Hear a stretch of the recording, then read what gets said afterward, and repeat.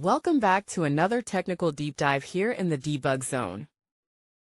Today we're tackling a big question and breaking it down with insights from other users. Hopefully this clears up some misconceptions and helps you get the answer you need. So buckle up, stay a little curious, and let's jump right in.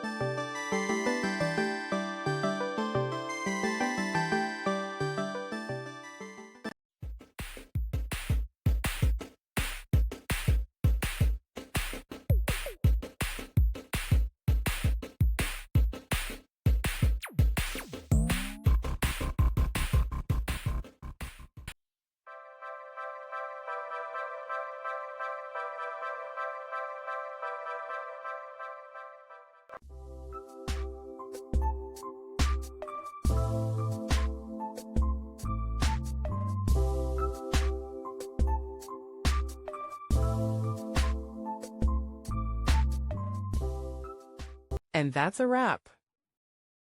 I hope you found the answer you were looking for. If you did, take a second to hit that subscribe button. It really helps out.